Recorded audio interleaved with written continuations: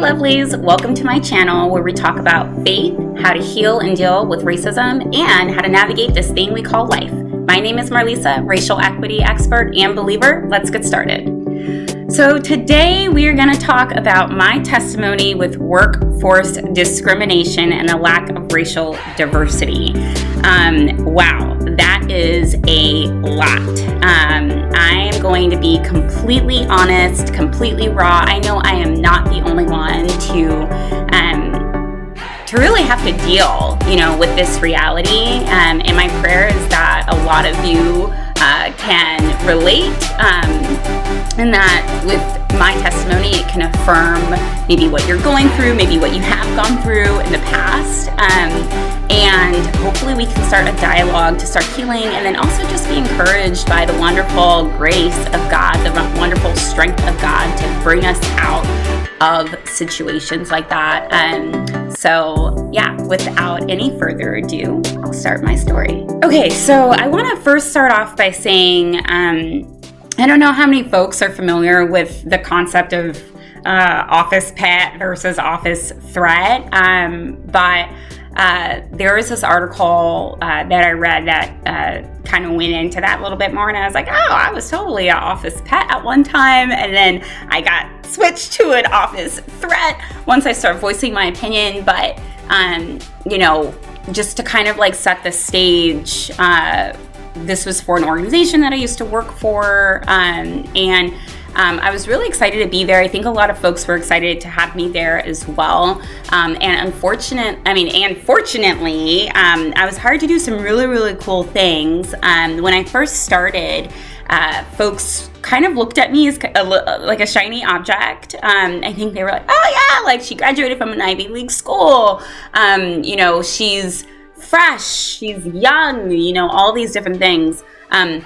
In many ways tokenizing me, and that during that time, that was kind of like during the pet phase, right, where essentially it was like, the office pet, it was the new shiny thing. People wanted to hang out with me, to get to know me, take me out to coffee, dinner dates, so on and so forth, and they were really excited with what my opinion was and all of that other stuff up until a certain point, and I think it wasn't really until I was very forthcoming with how racism was showing up that I transitioned then from a pet that everyone was so excited to kind of touch and play with and be around, that was non-threatening and all of that stuff, to then be an office threat, right? Something kind of a symbol, if you will, of disrupting the current status quo.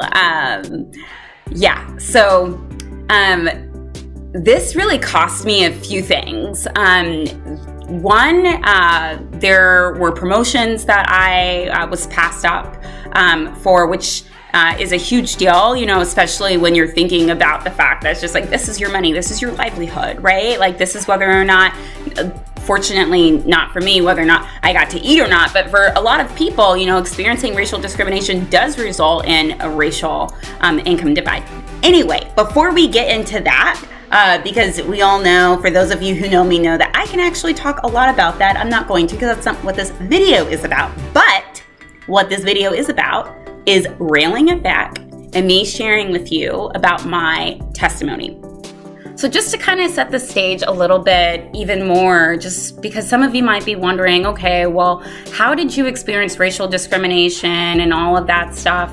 And I want to give just a little glimpse, right, of all the different ways, most of the different ways that I experienced racial discrimination, to kind of set the tone.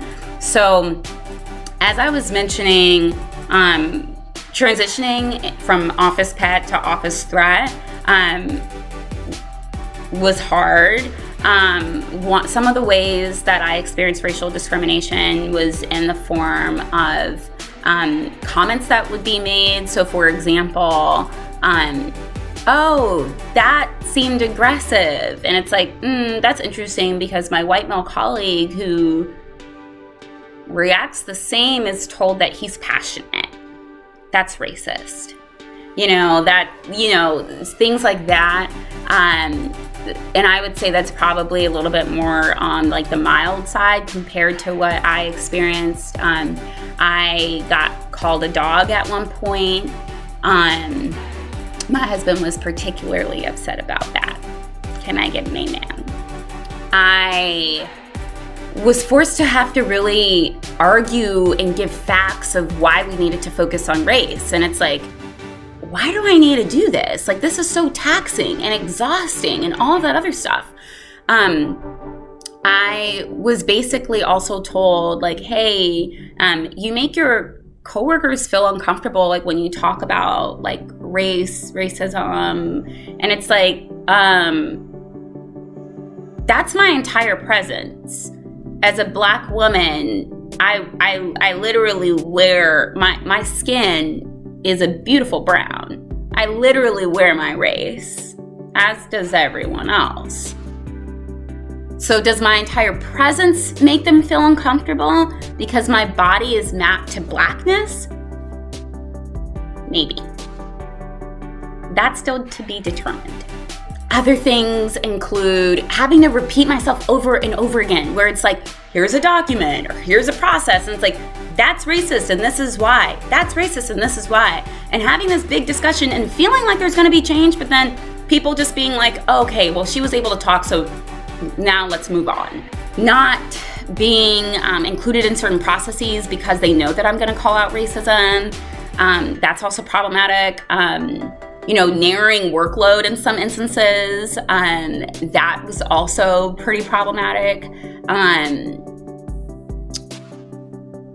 Being intentional about silencing me in different ways, through either kind of back channeling and speaking with my manager, through gossip, through essentially kind of reinforcing my place of like what I'm supposed to do and not supposed to do, and what's respectful and what's not respectful. And apparently calling out racism was not respectful, even though technically Jesus totally did it in the Bible, with the Samaritans and the Jews. Just saying.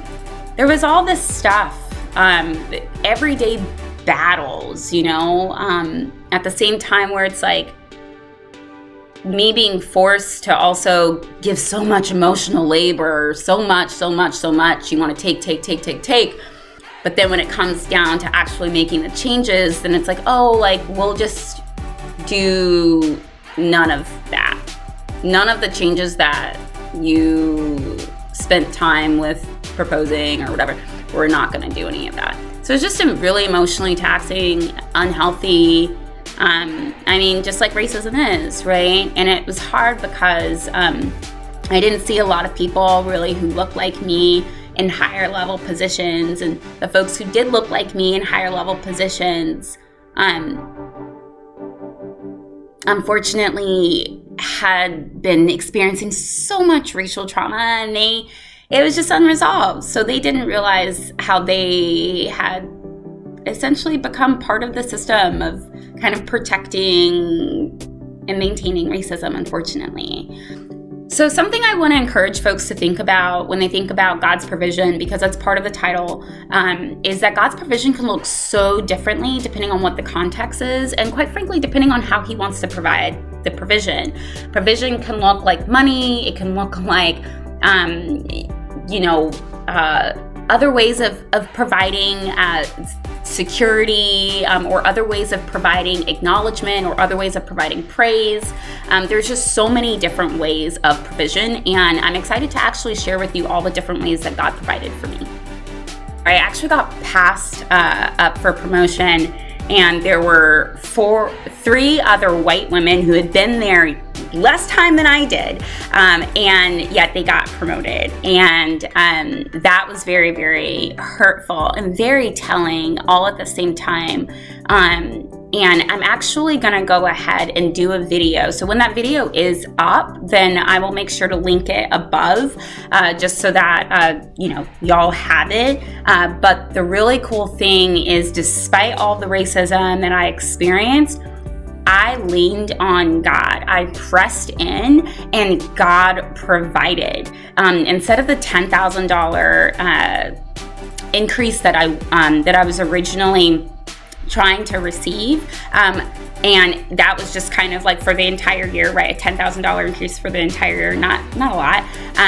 God increased it by double in about 2 months, my salary, what I was bringing home, all because he's great. So keep in mind, I have a video that I'm going to dedicate all to that. There's going to be the ins and outs of everything related to that.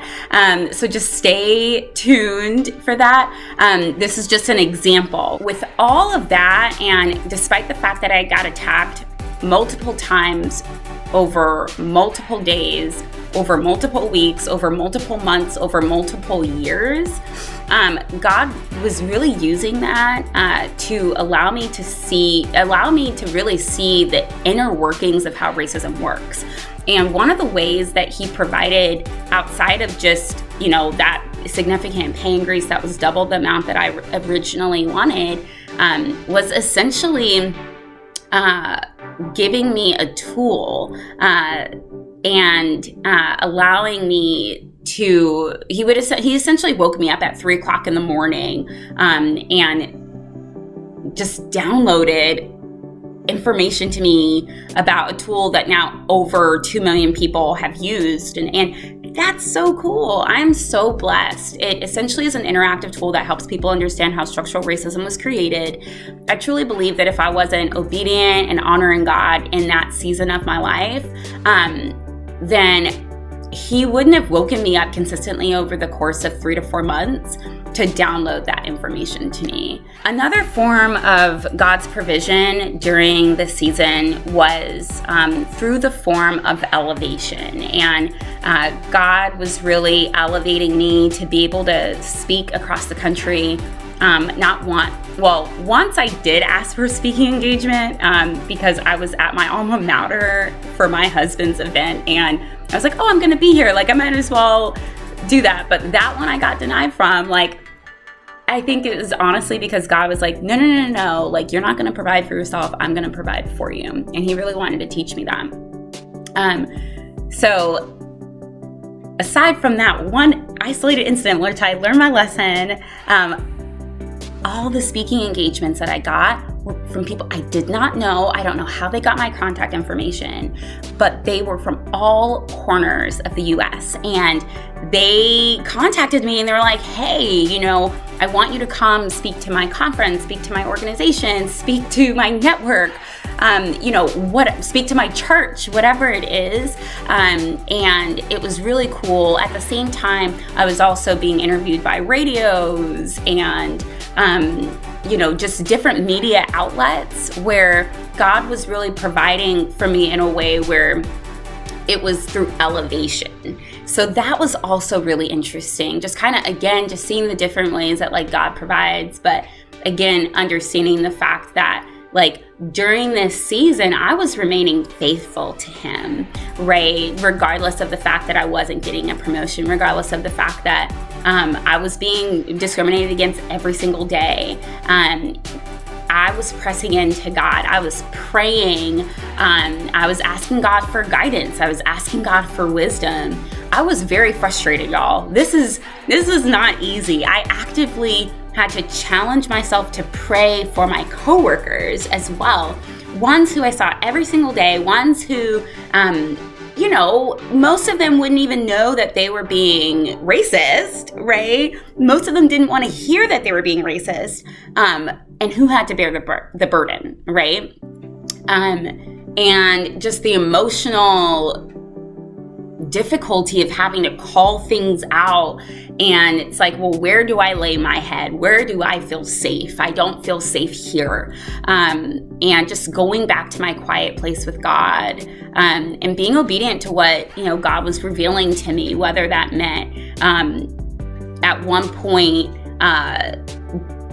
there was an incident where someone was essentially smearing my name, and I asked God, I was like, Lord, what should I do? And the Lord was like, nothing. And I was like, what? do nothing.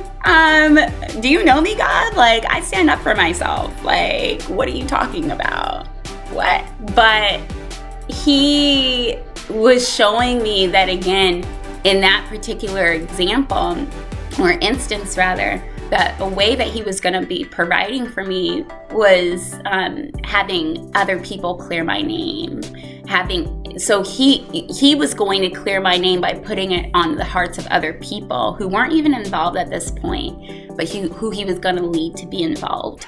And he wanted to let me know, hey, again, your provision does not come from how it looks on the earth.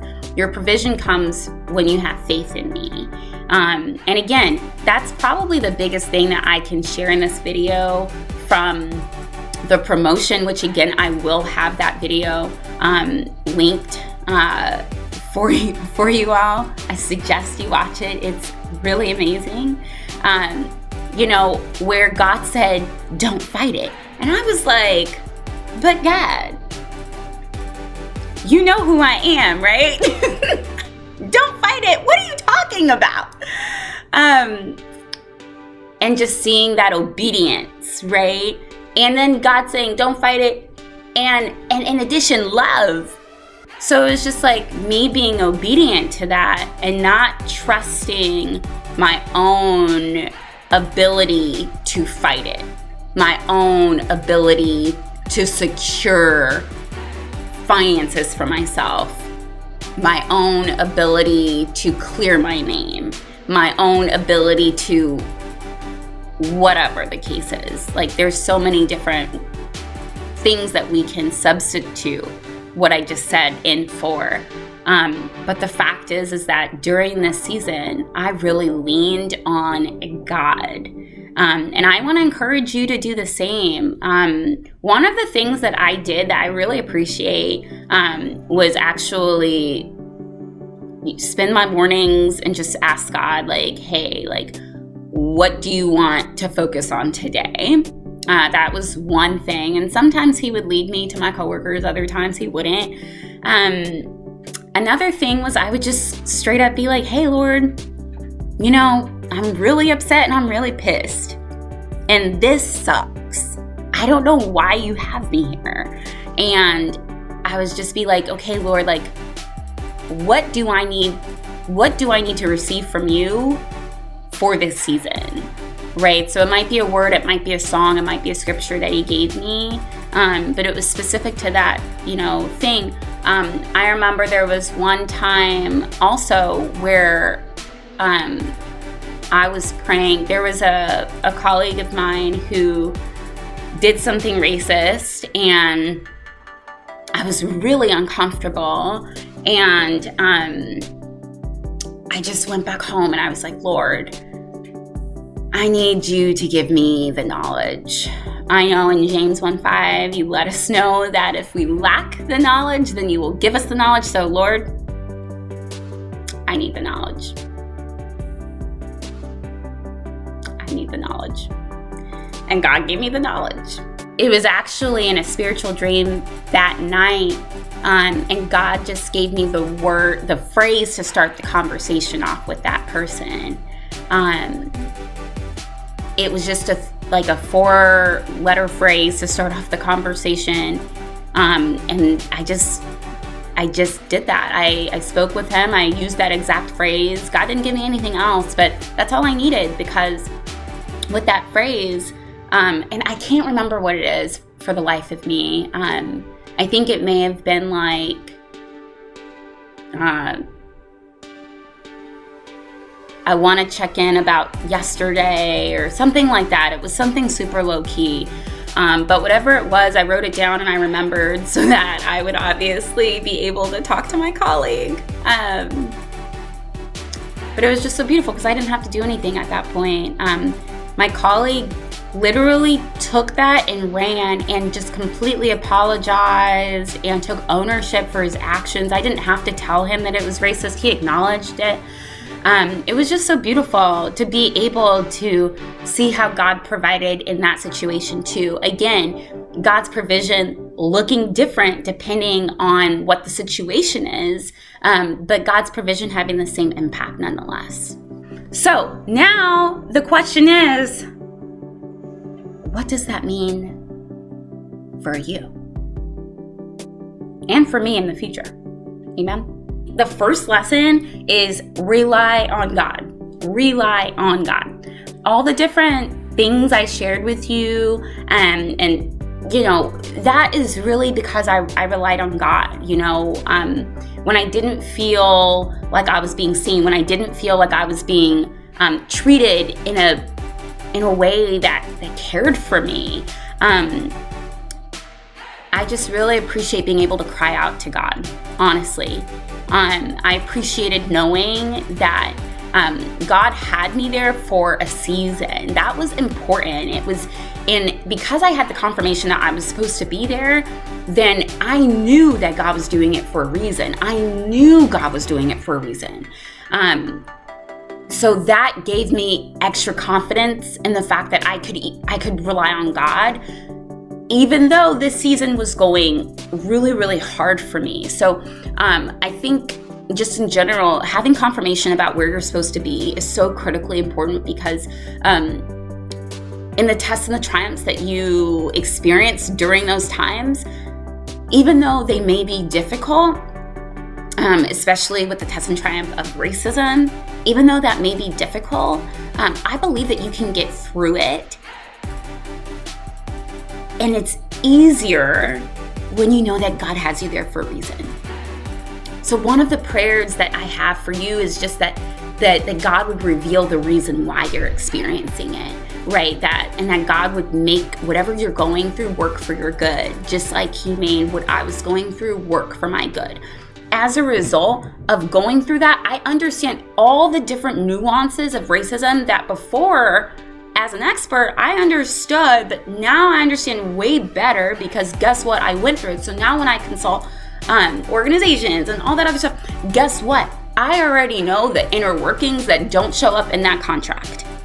Why? Because I experienced it myself. I went through the fire, and now I'm a diamond.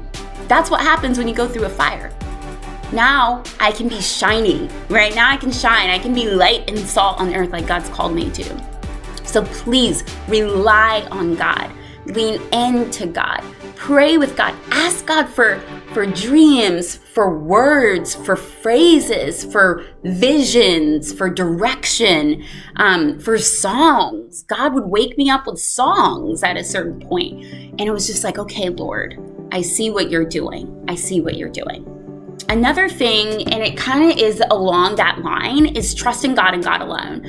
There were so many times that I could have, and believe me, it was very tempting to trust in my own ability. It was, wow. I wanted to trust in my own ability, okay? And I'm not gonna lie, sometimes I did. I didn't do the season perfectly. I think that there were some times that I was actually running on empty, and I was not spending time with God the way I needed to spend time with God. I was not, essentially, like, God was not my football coach. You can think of it like that for a season, right? God was not my football coach. I was my own football coach. So I was running my plays. I was telling myself what to do, because I was like, I'm sick and tired, being sick and tired. These people have me tripping, right? Like, some of us, like, let's be honest, like, just because we love God does not mean that we don't get angry sometimes. Like, that happens, okay? It happens. I'll be maybe the first to admit, but don't be fake. I know that happens with you too. Getting back to what I was talking about, I just had to trust in God and not in my own ability to make things right. And that took so much maturity and so much self-control.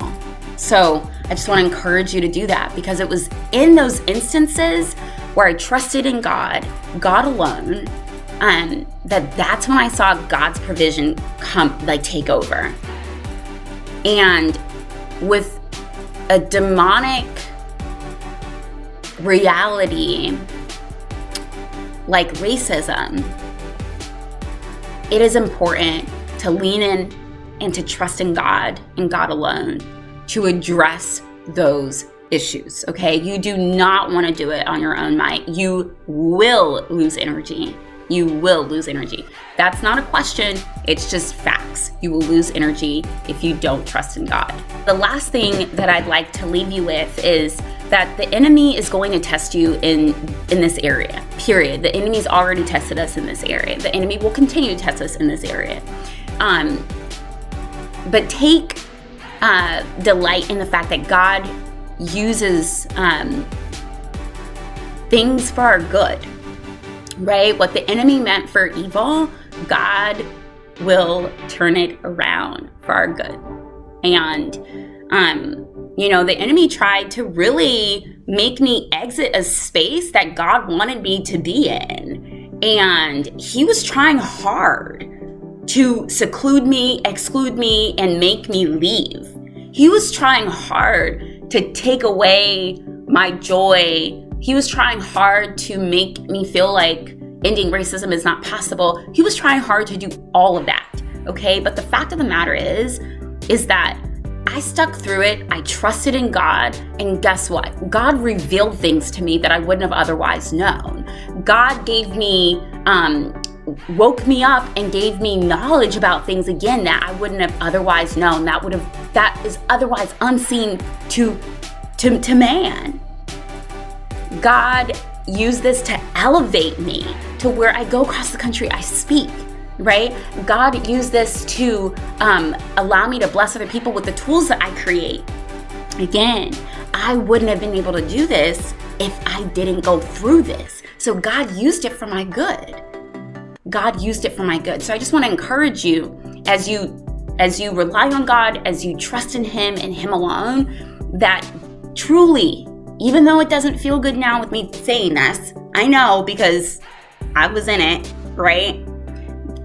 That God will work this out for your good. Okay? God will work it out for your good. God will work it out for your good. God will work it out for your good. Okay, that's it for this video. Thank you so much for joining me. Don't forget to like this video, to subscribe, send it to a friend, and comment down below, okay? Love you all. Bye.